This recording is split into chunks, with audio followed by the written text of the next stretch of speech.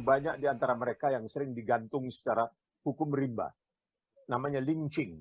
Dihukum, ingat kan caranya itu mereka nanti dinaikkan ke kuda, tangannya diikat ke belakang, tali nanti kudanya dipukul, lari, orangnya mati. Berapa ribu orang kulit hitam yang mati seperti itu. Kemudian Senat rupanya punya hati nurani mengatakan kita harus minta maaf. Itu Presiden Ronald Reagan tidak mau menandatangani.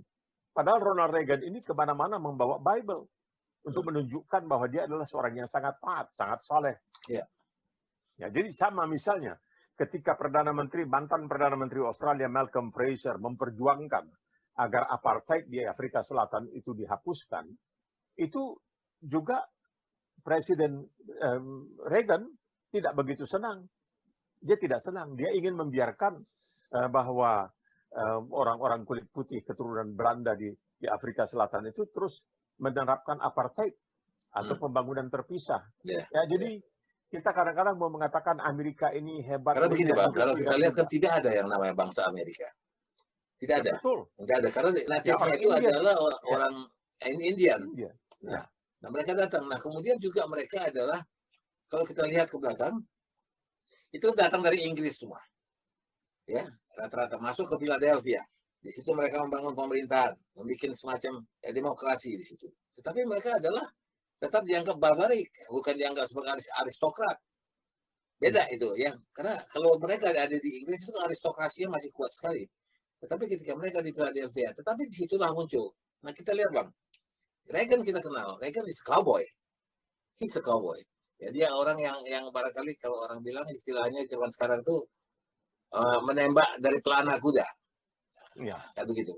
Dan kemudian kita lihat lagi bahwa sebenarnya Abang ingat sebelum masa-masa penembakan terhadap Martin Luther King, kita lihat betapa orang-orang hitam itu sangat teraniaya, bahkan oleh kelompok yang bernama Ku Klux Klan.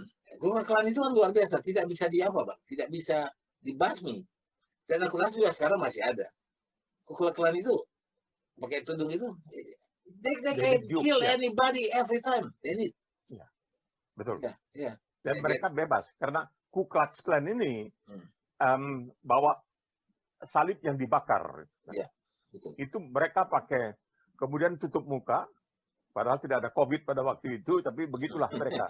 Dan mereka ini terutama di bagian selatan, dengan sangat keji, sangat kejam, sehingga Abraham Lincoln, walaupun dia dari Partai Republik, dia tidak lagi bisa menerima perbudakan yang terjadi. Tapi kalau untuk di selatan, untuk terutama ladang-ladang kapas dan sebagainya, untuk mendapatkan tenaga kerja yang murah, ya mereka mencari tentunya budak yang didatangkan dari Afrika. Betapa kejamnya pada waktu itu. Betapa kejamnya. Dan banyak yang dibawa ke sana juga Muslim. Banyak yang dibawa ke sana juga Muslim. Nah, mereka ini disuruh bekerja mati-matian, diperlakukan betul-betul sebagai kapas manusia. Tidak diperlakukan sebagai manusia. Jadi ini kita harus ingatkan karena ini sejarah. Ini bukan berarti kita tidak, Amerika itu ada juga baiknya, bukan tidak ada baiknya. Tapi sejarah menunjukkan bahwa mereka itu tidaklah semurni, tidaklah semulia seperti yang ingin mereka kesankan kepada kita.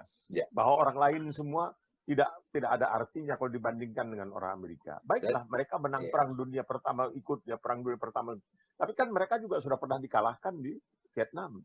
Kemudian di Korea tidak berhasil karena itu diambil alih oleh Perserikatan Bangsa-Bangsa. Sekarang di Afghanistan. Di Afghanistan itu banyak terjadi kejahatan-kejahatan perang yang ditutupi. Dan Amerika tidak mau menjadi atau mengakui pengadilan Mahkamah Pidana Internasional di Den Haag. Karena mereka tidak mau sampai ada tentara atau prajurit mereka yang diadili. Jadi mereka tidak mau mengakui itu. Padahal kekejaman yang mereka lakukan di Abu Ghraib, di Irak itu sangat luar biasa.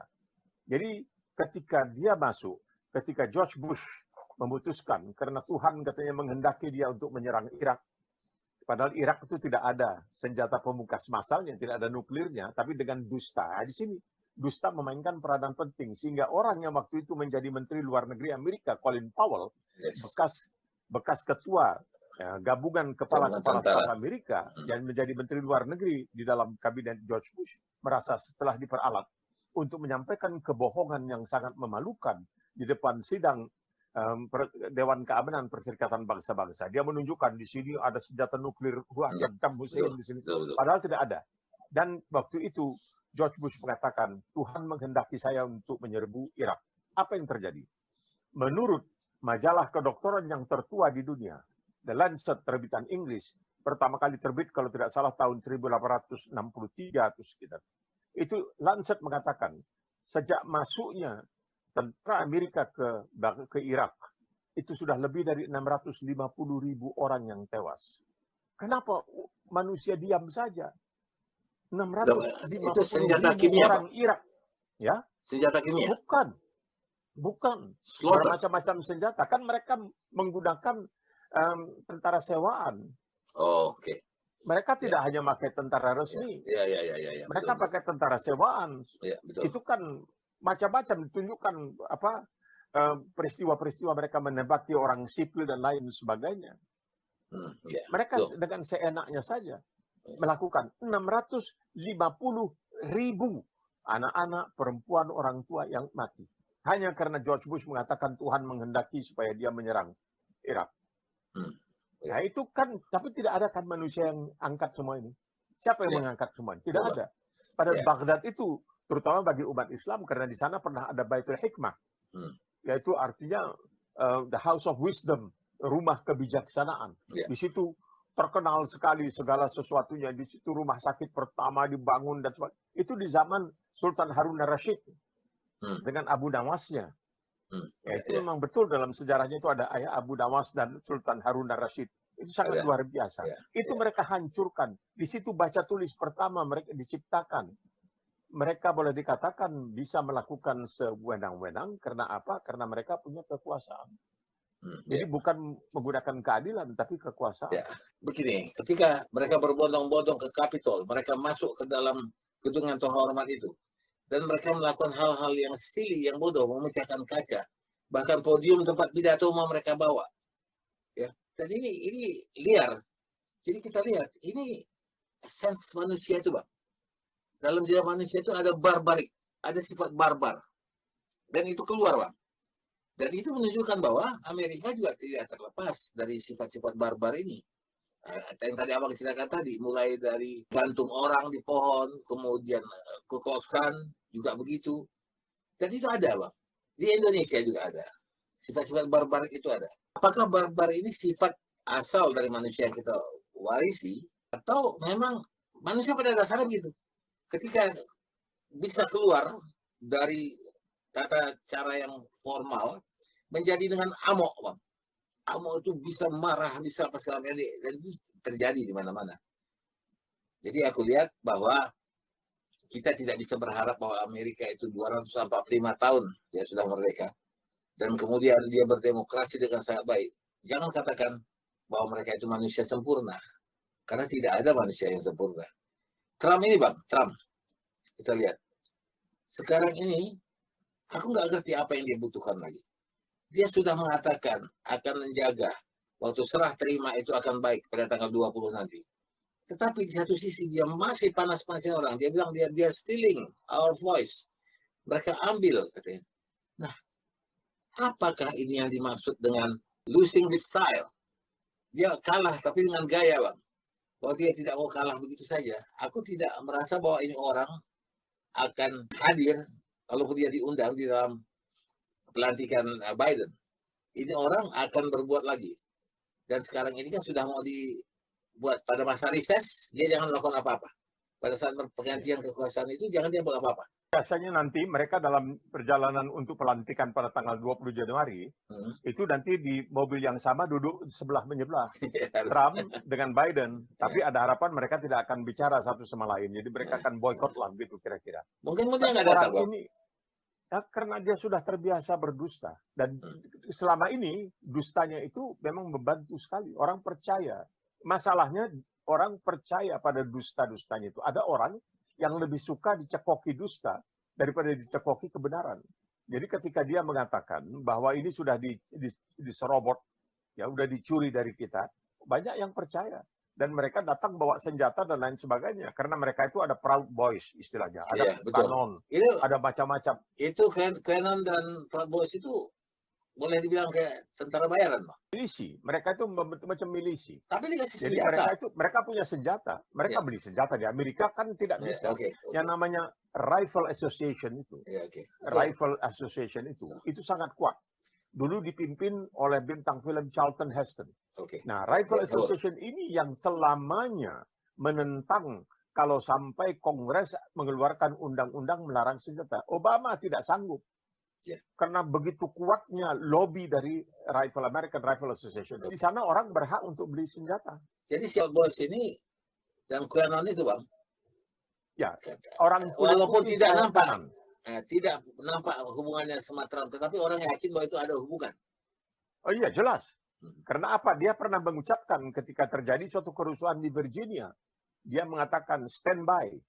Pokoknya berarti, tapi standby, siap siaga untuk barangkali dapat kode dari dia. Jadi ini terjadi. Kodenya itu dia kirimkan menjelang tanggal 6 Januari yang lalu. Dia bertanggung jawab. Kata-kata kamu itu adalah peluru. Mulut kamu, harimau kamu. Kamu yang menghasut-hasut mereka. Kamu yang memanas-manasi mereka. Ya, mereka, dia menelpon sekretaris yang sebagai pelaksana harian di negara bagian Georgia. Itu negara bagian Georgia itu boleh dikatakan selama 20 tahun belakangan ini itu adalah daerah Partai Republik. Tidak pernah Partai Demokrat bisa menang di sana. Selamanya. Nah, jadi dia pikir dia bisa menelpon. Dia menelpon ke pemerintah daerah di sana dan mengatakan, tolong carikanlah katanya kertas suara barang 11.780. Supaya bisa ditambahkan, dengan demikian dia akan dinyatakan menang. Jadi orang ini mengatakan tidak bisa, Mr. Trump, Tuan Trump tidak bisa. Ini segalanya telah berlangsung dengan jujur dan adil dan lain sebagainya. Tapi dia itu kalau di Amerika, kalau orang lain yang melakukan hal seperti itu, yaitu mencoba untuk menghasut agar seseorang melakukan kecurangan di dalam pemilihan umum, itu bisa dihukum pidana. Ya, betul. Ya, tapi dia tidak peduli. Itu direkam, suara dia ada direkam. Dia ketawa saja. Dan orang-orang yang memang sudah sangat terpukau oleh dia, itu menganggap sebagai sesuatu yang biasa saja. Apapun yang dilakukannya. Jadi itu ceritanya seperti itu. Kalau sudah dicuci otaknya, sudah boleh dikatakan macam terpukau, dia tidak lagi bisa melihat kesalahan. Jadi satu cerita yang sangat menarik di zaman dahulu konon adalah itulah kaisar dengan pakaiannya. Nah, ini dikatakan bahwa para tukang tenun dan tukang jahit mendatangi kaisar mengatakan kami akan membuatkan bahan yang sangat luar biasa untuk pakaian tuanku. Ini saking luar biasanya hanya bisa dilihat oleh orang-orang yang berpikir. Orang-orang yang tidak bisa berpikir tidak akan bisa melihatnya. 3 bulan mereka katanya mengerjakan, padahal mereka tidak mengerjakan apa-apa. Semuanya itu bohong. Lalu pada hari yang sudah ditentukan, datanglah mereka dengan tidak ada bawa busana apapun. Maka si pangeran ini dalam keadaan bugil, telanjang bulat, diarak di tengah jalan. Semua orang sudah mendengar bahwa hanya orang-orang yang berpikir yang bisa melihat ini, semua geleng-geleng kepala. Luar biasa bagusnya, luar biasa. Sampai ada anak kecil yang mengatakan, kaisar kok telanjang? Hah? Oh iya, baru. Jadi mereka sadar. Jadi bisa ada orang-orang yang bisa dipengaruhi, yang bisa dipukau seperti itu. Jadi sebenarnya bukan hanya pukau juga, ada yang lain, Bang. Misalnya fanatisme, terhadap Trump, atau orang-orang yang merasa bahwa Trump ini pernah berbuat sesuatu. Ya, seperti Abang tahu dia kan membangun New York, dan banyak orang yang dibantunya, orang di bawah dia. Kemudian yang ketiga, Bang, mungkin orang memilih dia bukan karena suka sama dia, karena tidak suka sama Biden. Oh, kan jelas. Begitu? Jelas. Ada seperti itu. Tapi tadi, Bang, di konvensi Partai Republik tadi yang aku ikuti dari mulai, itu semua dikasih tampil orang-orang yang beri testimoni. Semua. Yang mengatakan bahwa Trump itu nomor 1, Trump itu luar biasa. Katanya ada anaknya yang diculik, ada Kayla yang pernah diculik oleh ISIS, kemudian diperkosa dan dibunuh. Itu kalau tidak ada Trump, katanya, dia nggak tahu nasib anaknya. Jadi aku dalam hatiku melihat itu, dicekoki begitu banyak hebatnya Trump itu, lebih dari presiden Amerika yang manapun. tiba-tiba aku merasa what's behind their mind gitu. Apa yang ada dalam pikirannya mereka ini gitu, memberikan testimoni dari emosi, dari rasa sendiri. Jadi bukan general affair, Bang. Persoalan-persoalan yang sangat kecil dan pribadi. Tapi banyak alasan orang untuk suka dan banyak juga alasan orang untuk tidak suka. Ya, itu dia. Makanya dalam Islam itu ada doa kan yang dikatakan. Jadi Allahumma arinal haqqa haqqa. Ya Tuhan katanya, tunjukilah kami. Yang benar itu adalah benar dan tunjukkan kami. Wa batila batila. Yang jahat itu, yang keji, yang mungkar, termungkar. Mesti bisa dibedakan. Tidak bisa hanya mengikuti perasaan. Karena ya kalau kita kembalikan kepada agama, memang ya dikatakan bahwa laqad khalaqnal insan fi ahsani taqwim. Kami ciptakan manusia sebaik-baiknya, radatnahu asfala safilin. Dia menjadi lebih jelek, menjadi paling jelek. Jadi bisa saja. Oleh sebab itu manusia itu harus mampu berpikir. Dan al-haqqa haqqa. Yang benar adalah benar. Yang batil adalah batil. Tidak bisa, ini mereka tidak bisa lagi melihat kekurangan Trump itu. Bagaimanapun. Jadi keponakannya sendiri. Anak dari abang sulung si Donald Trump ini mengatakan judul bukunya terlalu banyak tapi masih belum cukup. Untuk Trump ini terlalu banyak tapi masih belum cukup. Jadi inilah dia kan sebenarnya kalah kalau dari segi suara ketika berhadapan dengan Hillary Clinton. Dia kekurangan, dia kalah, dia 3 juta suara dia di bawah Hillary Clinton. Tapi karena sistem electoral college dan lain sebagainya dan tidak ada yang perkarakan ya sudah. Nah sekarang ini dia kalah begitu telak. Kalah begitu telak dan dia tidak bisa. Karena seperti yang dia katakan ketika setelah pemungutan suara, kalah itu berat, terutama bagi orang-orang seperti saya lebih berat. Karena di dalam keluarga mereka itu tidak ada perkataan kalah, tidak ada perkataan gagal, tidak ada perkataan kurang, tidak ada. Semuanya itu terus-terusan akan dikatakan sebagai luar biasa, hebat dan sebagainya dan sebagainya. Dan karena kalau kita begitu sering seperti dikatakan oleh Goebbels, nah ini ahli propaganda Hitler. Kalau kebohongan itu katanya kita ulang-ulangi terus, maka bisa menjadi kebenaran. Orang mungkin percaya. Itu sistemnya seperti itu sekarang ini jadinya. Tapi bolehlah Bang ya. Trump itu bolehlah ya. Mungkin itu yang diterapkan di keluarga ya, oleh ayahnya. Katakanlah begitu. Tetapi yang betul, hampir semua klan-klan yang ada di Amerika juga punya dignity. Kayak Kennedy clan itu juga punya dignity. Tetapi mereka tidak ngotot sama tidak melawan kepada fakta dan kebenaran. Ini Trump ini kan dia ini menyangkal fakta, ya, yang sudah jelas. Katakanlah fakta itu tidak benar, tapi faktanya dia kalah. Tetapi dia masih mau menang. Dan dia terus ngotot. Nah, jadi tidak bisa kalah. Aku membayangkan ini seorang anak kecil yang mungkin dari keluarga mewah. Aku punya kawan begitu ya dulu. Anak kecil yang mewah selalu dimanjakan orang tua, tidak pernah permintaannya ditolak, semua diiyakan.